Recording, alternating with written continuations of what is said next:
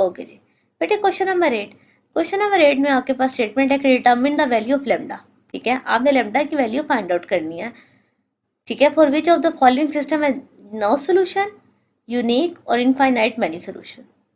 ठीक है, इन तीनों के लिए हमने बात प्रूव करनी है। सबसे पहले तो हम लेमडा को फाइंड आउट करते हैं। ए की मैट्रिक्स लिखे बच्चे, 1 2 -3, 3 -1 5 और 4 1 और लेमडा स्केयर -14। ठीक हो गया। अच्छा जी, अब आपको पता है कि हमने इसका क्या लेना होता है, डिटर्मिनेंट। डिटर्मिनेंट फाइंड आउट करेंगे सबसे पहले। डिटर्मिनेंट से हमारे पास लेमडा की वैल्यू आ जाएगी। बेटे हमें डिटर्मिनेंट को किसके इक्वल लिखना है, 0 के इक्वल, क्योंकि हमने पढ़ा हुआ है ना नॉन ट्रिवियल सोल्यूशन के लिए। ओके, सो लेमडा स्केयर -14 से मल्टीप्लाई हुआ तो साइन चेंज हो गए, 3 के साथ मल्टीप्लाई होगा, 14 3 से आपके पास होता है 3 1 4 42 और यहाँ से आ जाएगा आपके पास दिस वन। ठीक है, सो जो आपके पास रियल नंबर है उनको आपस में सॉल्व कर देते हैं, लेमडा स्केयर वाली टर्म को एक साइड पे रख लेते हैं। We will get this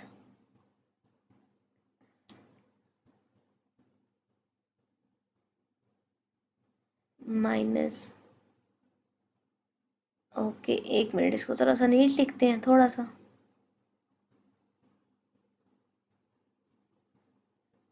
+1 12। No, हम इसको डिटर्मिनेंट ऑफ ए को 0 के इक्वल लिखेंगे। मैंने भी आपको रीजन बताई कि वो नॉन ट्रिवियल सोल्यूशन की वजह से। This all will be equal to 0, ये प्लस हो रही है और साइड पर क्या हो जाएगी, माइनस। सो लेमडा स्केयर आपके पास आएगा 1 1 2, जब 7 पे डिवाइड होता है तो आपके पास ये बनती है टर्म 16। सो आपके पास आएगा lambda square is equal to 16। तो लेमडा की वैल्यू आ जाएगी +-4।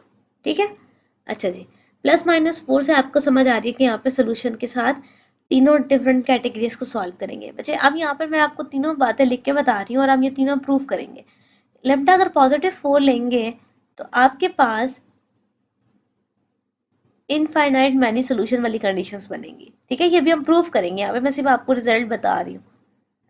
ठीक है, और अगर आप लेमडा को -4 लिखोगे, ठीक है, तो आपके पास कोई सोल्यूशन एग्जिस्ट नहीं करेगा।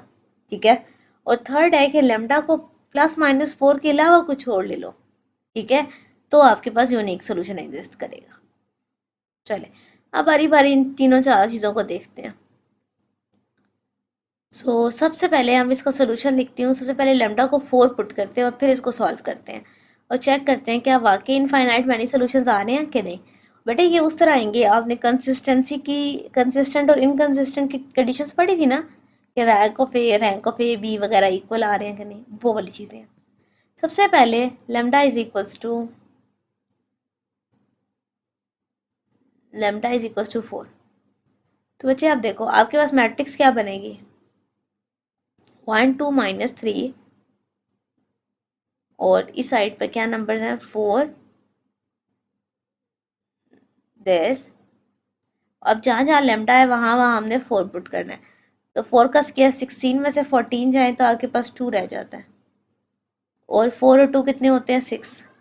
ये आपके पास मैट्रिक्स आ गया। आपको पता है आपने एचेलॉन फॉर्म बनानी है, 1 ऑलरेडी बना हुआ है, 3 और 4 को आपने 0 करना है। ओके, इसके लिए अगर आपने ऑपरेशन लिखने हैं बच्चे पहले तो आप ऑपरेशन लिख लो और फिर यहाँ पर आप अपना रिजल्ट लिख लो। मैंने यहाँ पर रिजल्ट लिख दिया, ऑपरेशन में आपको दोबारा लिख देती हूँ साइड पर।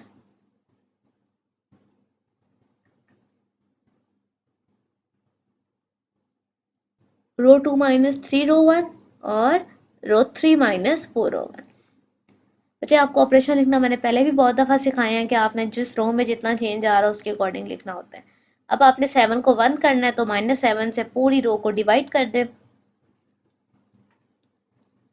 रो 2 डिवाइड बाय -7। ठीक है, अच्छा जी, अब 7 के नीचे 1 के नीचे -7 है, -7 को आपने 0 करना है। चलें जी, इसको देखते हैं। -10/7।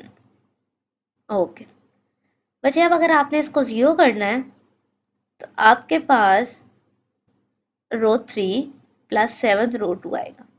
अच्छा, अब यहाँ पे अगर आप देखो, आपके पास रैंक जो है वो 2 आ रहा है, रैंक ऑफ ए और रैंक ऑफ ए भी 2 है, लेकिन नंबर ऑफ अननोन्स तो 3 है। तो यहाँ से हमें पता चलेगा कि इसके कितने सोल्यूशन एग्जिस्ट करेंगे, infinite many solution. So this is not equals to number of unknowns. So system has infinite many solution.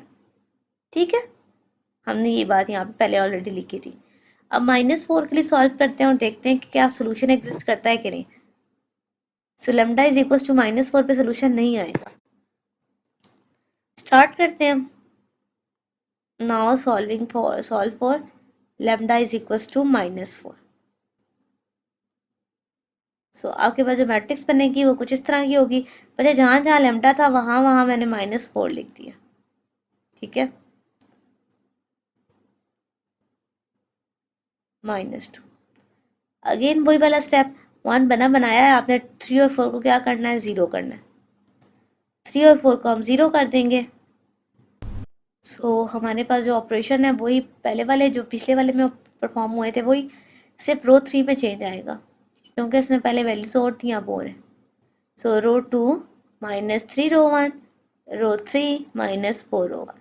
ठीक है, ओके जी। अब -7 को आपने 0 बनाना 1 बनाना है, तो रो 2 किस पे डिवाइड हो जाएगी, -7 पे। ठीक है, सो 10/7 आ जाएगा। रो 2 डिवाइडेड बाय माइनस। ठीक है, ओके जी। अब नेक्स्ट क्या, हमें 7 को 0 करना है। 0 1 -2। अच्छा जी, अब यहाँ पर देखो तो रो 3 -7 रो 2 हो गया। अब देखो ये फर्क क्या आया, रैंक ऑफ ए तो 2 आई लेकिन रैंक ऑफ ए भी आपके पास 3 आ गया। तो आपस में रैंक इक्वल नहीं आए। जब रैंक इक्वल्स ना आए तो हम ऑटोमेटिकली कहते हैं कि कोई सोल्यूशन एग्जिस्ट नहीं करता। सो रैंक ऑफ ये प्लस है बेटे, rank of A is not equals to rank of A B. So आपने क्या कहा कि इक्वल नहीं है, तो आपका सोल्यूशन एग्जिस्ट नहीं करता। अब थर्ड के लिए सॉल्व करते हैं। आपके पास लेमडा का प्लस -4 के अलावा कुछ है, तो बेटे आप कोई भी नंबर ले सकते हो, बस 4 वाला नाम मत लेना, उसके अलावा कोई भी नंबर ले सकते हो। अब मैं क्या करती हूँ कि अपने एंड से कोई और नंबर, कोई भी रैंडम नंबर चूज करती हूँ और उसके अकॉर्डिंग लेमडा को पुट सॉल्व करूंगी। जब मैं सॉल्व करूंगी तो देखना एक यूनिक सोल्यूशन एग्जिस्ट करेगा। सो हमारे पास now solving for lambda is not equal to +-4। तो मैं एक काम करती हूँ, let's take lambda is equal to -3। -3 के लिए सॉल्व करते हैं। ठीक है बच्चे, आप -2 +7 -5 कोई भी नंबर ले सकते हो और फिर आप इसको सॉल्व करेंगे। बच्चे मैंने 2 स्टेप से आगे लिखा है जहाँ पे हमारे पास ये जीरोस बन रहे होते हैं। ठीक है, सो आपके पास नेक्स्ट क्या स्टेप है कि आपने रो 2 को 7 पे डिवाइड कर देना, -7 पे।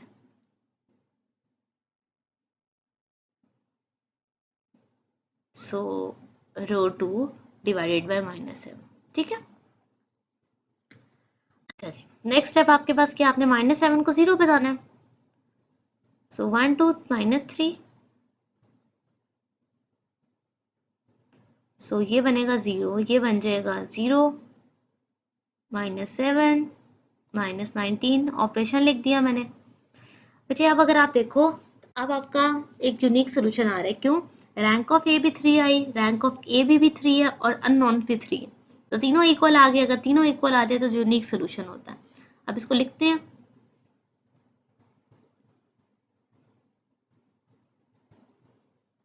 सो अननोन्स के इक्वल आ गया, सो यूनिक सोल्यूशन। तो बेटे हमने स्टार्टिंग में जो पॉइंट्स लिखे थे वो यहाँ पे प्रूव हो गए।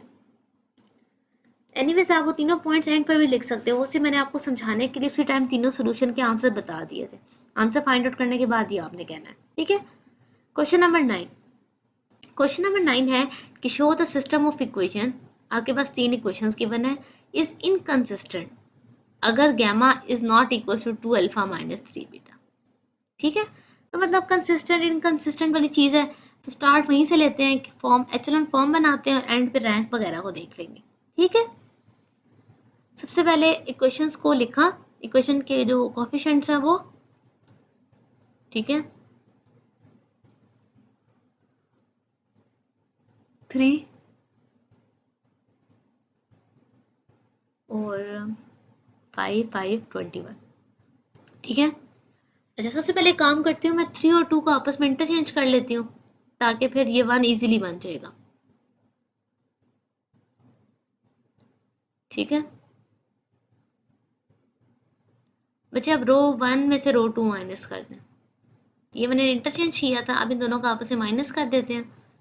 3 में से 2 जाएगा 1, 1 में से 1 जाएगा 2, beta minus alpha,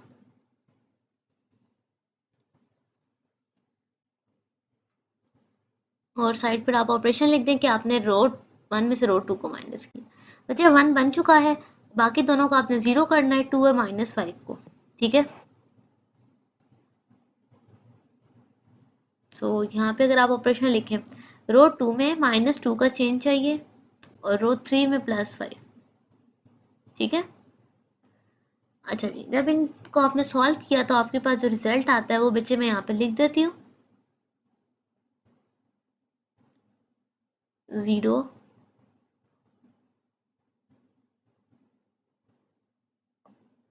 this one,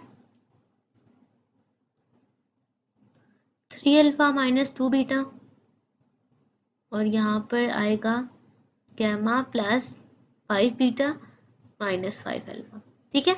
अब नेक्स्ट स्टेप क्या है, -5 को आपने 1 बनाना है, तो बेटे रो 2 डिवाइड हो जाएगी -5 में। रो 2 के हर एलिमेंट को आपने -5 पर डिवाइड करना है, 3 अल्फा माइनस 2 बीटा भी -5 पर डिवाइड हो जाएगा, ठीक है। अब अगर ये 1 बन गया, रो 2 डिवाइडेड बाय -5, अब आपने जो ये थर्ड रो का 5 है इसको क्या बनाना है, 0 बनाना है। अब इसको 0 बनाते हैं,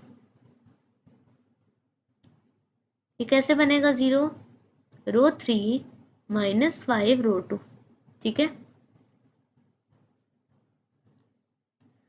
सो जितना ऑपरेशन यहाँ परफॉर्म हुए हैं मैंने उसका सोल्यूशन लिख देती हूँ,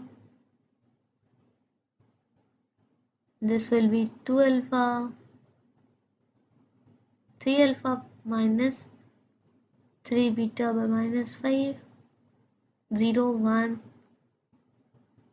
ये 0 हो गया ना, 0, और यहाँ पर आ जाएगा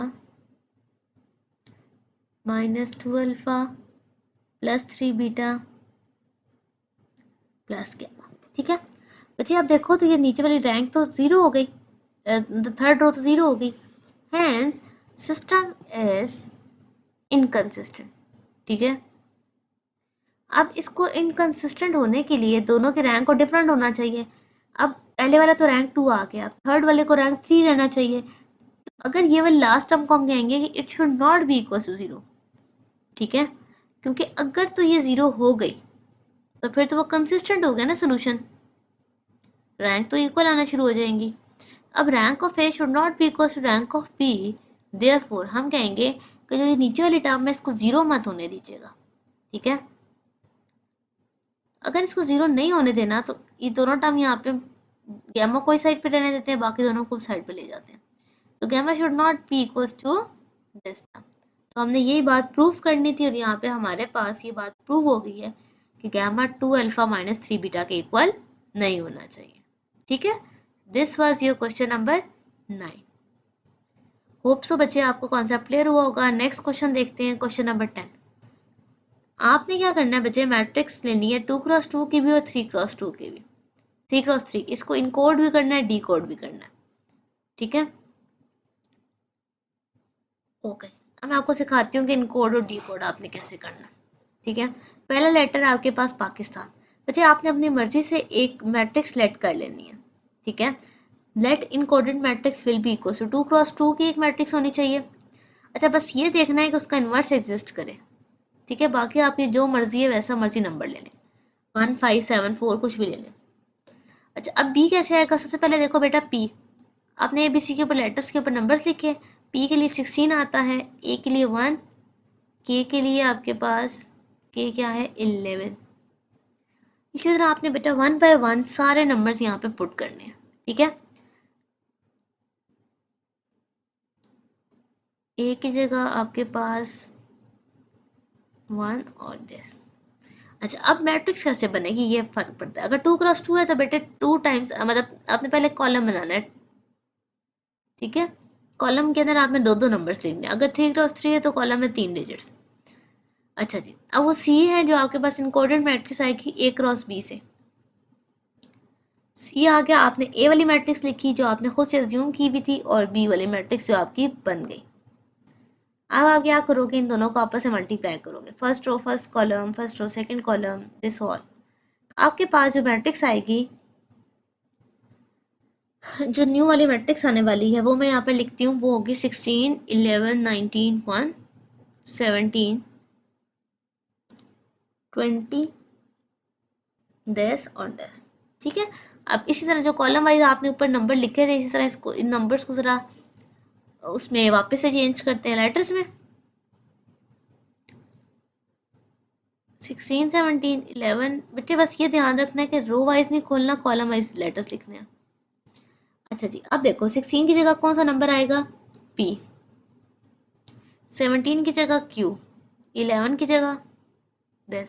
अब देखो तो पाकिस्तान का लफ्ज इनकोड हो गया, किसी नए वर्ड में चेंज हो गया, ठीक है, दिस वर्ड। तो ये है आपका इनकोडेड मैसेज, ठीक है। अभी इनकोडेड मैसेज हो गया, अब हमने इसे डी कोड करना है, तो डी कोड के लिए हमें ए इनवर्स चाहिए, adjoint of A divided by determinant of A, ठीक है। हम इसका एडजॉइंट ले लेते हैं, 2x2 का बहुत ईजी होता है, पेस ही चेंज करनी होती है। तो वापिस अगर आपको डिकोडेड वैल्यू चाहिए तो ए इनवर्स को सी से मल्टीप्लाई करते हैं, ए इनवर्स की मैट्रिक्स लिखी, साइड पर ए इनवर्स फाइंड आउट कर लेते हैं। बच्चे एक दफ़ा ये इनवर्स फाइंड आउट कर रही हूँ, अगले तीनों पार्ट से मैं यही ए और ए इनवर्स यूज़ करूँगी, ठीक है। आप डिफरेंट न्यू न्यू चेंज कर सकते हो, बट मैं यही वाला यूज़ करूँगी। ओके, और सी आपके पास आपने क्या फाइंड आउट किया था, अपना सी एज इट इज लिख लें।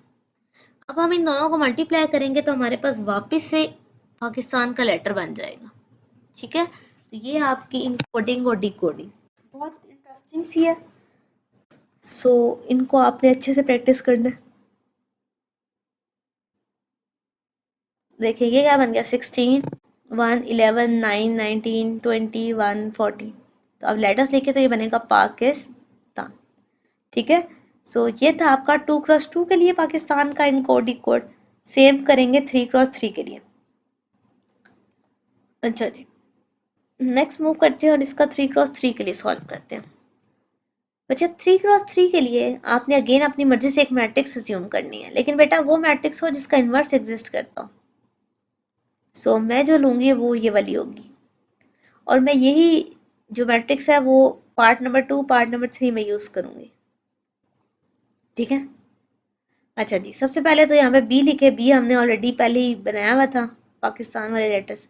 अब देखो 2x2 में आपने कॉलम में दो नंबर्स लिखे थे, अब ये 3x3 है तो कॉलम में 3 डिजिट्स आएंगे, और बच्चे अगर कोई स्पेस खाली रह जाती है तो आप उस जगह 0 लिखते होते हो। चलो, आप क्या करना है, सी फाइंड आउट करना है, ए और बी को आपस में मल्टीप्लाई करते हैं। ए वाले टर्म लिखे और साथ बी वाले टर्म लिखे, मल्टीप्लाई कैसे होंगे, first row first column, first row second column, first row third column, up to so on. तो आपके पास जो रिजल्ट आने वाला है वो सी का आएगा दिस।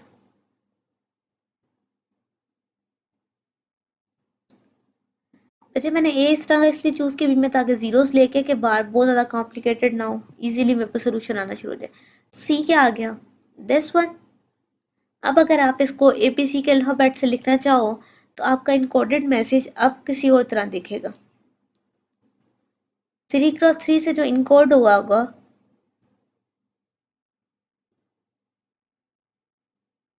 वो दिखेगा P27। अब देखो 26 तो खत्म हो गया, तो 27 आपने दोबारा से काउंटिंग शुरू करनी है, तो ए पे 27 आता है, 29 है ना, तो देखो 26 में 3 तक आगे जाएंगे, 9 पे तो पहले लिखे ना, आई है। अब 29, 26, 27, 28, 29 सी बनता है।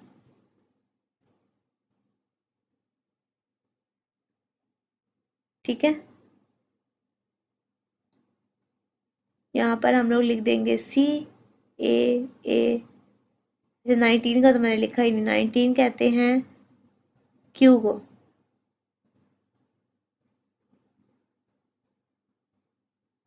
ठीक है, ओके, तो हमने इनकोडेड मैसेज लिख लिया। अब हम इसका डिकोडेड मैसेज लिखते हैं, तो हमें ए इनवर्स चाहिए।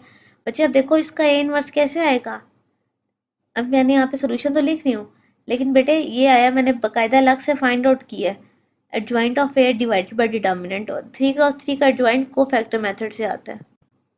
ठीक है, होगा जी। सो बी आएगा ए इनवर्स, फिर से बता रही हूँ, मैंने ए इनवर्स साइड पे ऑलरेडी फाइंड आउट किया था बच्चे, और ये मल्टीप्लाई हो जाएगा सी से, जो सी आपने फाइंड आउट किया हुआ है। चलें जी, अब इनको मल्टीप्लाई करते हो, देखते हैं कि क्या वाकई से पाकिस्तान वाला वर्ड हमारे पास आएगा या नहीं आएगा। ठीक है, होप्स हो के आ जाएगा, क्योंकि आना तो चाहिए। और यस,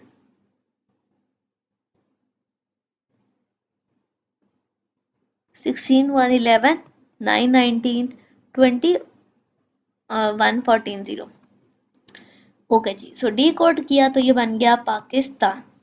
ठीक है बच्चे, जीरो क्योंकि हमने खुद से स्पेस फिल करने के लिए लगाया था, तो जीरो के लिए तो कोई लेटर नहीं है, इसलिए ये बन गया पाकिस्तान। ठीक है, होप सो आपको कॉन्सेप्ट क्लियर हुआ होगा बच्चे, ये आपने बहुत अच्छे से करना है। अब पार्ट बी है इस्लामाबाद। बच्चे मैंने सॉल्व ऑलरेडी कर दिया है, क्योंकि टाइम आपका जो है ना वो बहुत ज़्यादा लग रहा था उसको सॉल्व करने में। सोल्यूशन मैंने लिख दिया, आपको समझा देती हूँ। ए मैट्रिक्स वही पुरानी ली है, इस्लामाबाद से यहाँ से सारे लेटर्स लिखे हैं 1 बाय 1। ठीक है, बी मैट्रिक्स बनाई है। ठीक है, इस्लामाबाद, बी मैट्रिक्स, ए क्रॉस बी लिया तो मेरे पास ये टर्म आ गई। इसको जब इनकोड किया तो इस तरह का दिखना शुरू हो गया। ठीक है, ये इनकोडेड मैसेज है। Now A inverse C, A inverse लिखा, सी की टर्म लिखी, दोनों को मल्टीप्लाई किया, वापस इस्लामाबाद आ गया। बेटे अगर आपने डिटेल में चीज़ें पढ़नी है तो पार्ट ए लास्ट में देखिएगा, ये पार्ट बी और सी में सिर्फ और सिर्फ आपको सोल्यूशन दिखाने के लिए सिर्फ गो थ्रू करवा रही हूँ। ठीक है, पार्ट ए मैंने डिटेल में सॉल्व किया एक एक स्टेप। नाउ 3x3 के लिए सॉल्व करते हैं। ए मैट्रिक्स ली, बी मैट्रिक्स लिखी, सी आ गई, इनकोडेड मैसेज दिखना शुरू हो गया हमारे पास। फिर ए इनवर्स को सी से मल्टीप्लाई किया तो मेरे पास वापस से इस्लामाबाद आ।